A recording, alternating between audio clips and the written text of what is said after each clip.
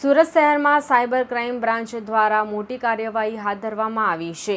Share બજારમાં ઊંચા વળતરની લાલચ આપીને લોકોને છેતરવાનો મોટો કૌભાંડ બહાર આવ્યો છે।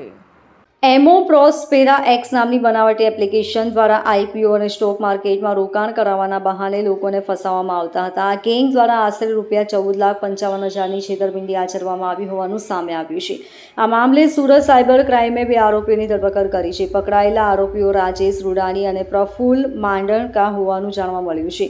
તપાસ દરમિયાન આરોપીઓના બેંક એકાઉન્ટમાંથી આશરે ₹1,12,00,000ના ટ્રાન્ઝેક્શન સામે આવ્યા છે, જે કેસને વધુ ગંભીર બનાવે છે। પોલીસ તપાસમાં ખુલ્યું છે કે આ ગેંગ દેશભરમાં સક્રિય બની હતી અને અત્યાર સુધીમાં કુલ 14 ફરિયાદો નોંધાઈ ચૂકી છે। આરોપીઓ માત્ર 1% થી 1.5% કમિશનના લાલચમાં પોતાના બેંક એકાઉન્ટ ભાડે આપતા હતા, જેના માધ્યમથી છેતરપિંડી રકમ ટ્રાન્સફર કરાવતા હતા। હાલ સુરત સાયબર ક્રાઇમ દ્વારા વધુ તપાસ હાથ ધરવામાં આવી રહી છે અને આ ગેંગ સાથે જોડાયેલા અન્ય સભ્યોને ઝડપી પાડવા માટે ચક્રો ગતિમાન કર્યા છે। ફરિયાદીને એવો લોભ લાલચ આપવામાં આવી હતી કે તમે અગર પ્રોસ્પેરા એક્સ નામની એક ટ્રેડિંગ એપ્લિકેશન છે એમાં અગર ઇન્વેસ્ટ કરશો, એના મારફતે અગર તમે સ્ટોક ટ્રેડિંગમાં ઇન્વેસ્ટ કરશો તો તમને વધારે નફો મળશે। તો એમ જણાવી એમની પાસેથી 14,55,000 જેટલાનું રોકાણ કરાવવામાં આવ્યું હતું અને જ્યારે ફરિયાદીએ વિડ્રો કરવાની પ્રયત્ન કરી તો વિડ્રોવલ એમને આપવામાં આવેલ નહોતું। ત્યારે એમને ખબર પડી કે ખરેખર મારી સાથે છેતરપિંડી કરવામાં આવી છે।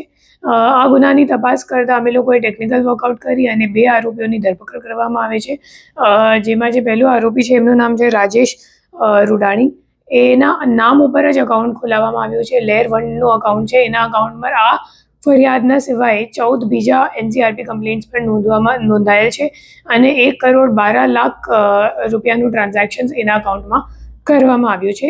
2% કમિશન જે ટ્રાન્ઝેક્શનનું વેલ્યુ છે એમાં 2% કમિશન એમને મળશે એમ કહીને એમના નામ ઉપર અકાઉન્ટ ખોલાવવામાં આવ્યું હતું અને જે રાજેશ રૂડાણી છે એમના દ્વારા પ્રફુલ્લ કરીને બીજો આરોપી છે જેમની પણ ધરપકડ કરવામાં આવી છે એમને આપતો હતો અને પ્રફુલ્લભાઈ પછી આગળ જઈને હિરેન સુચિત્રાને કરંટ અકાઉન્ટ આપતો હતો અને હિરેન સુચિત્રા પછી દિલ્હીને કોઈને આ અકાઉન્ટ મોકલતા હતા।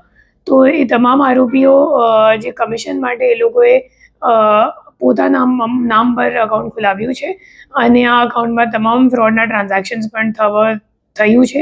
આ ગુના સિવાય બીજા એક એનસીઆરપી કમ્પ્લેન્ટ પણ સાયબર સેલમાં જ નોંધવામાં આવ્યું છે, જેનું પણ ડિટેક્શન બંને આરોપી સાથે જ કરવામાં આવી ગઈ છે। Bureau report LK star news, Surat.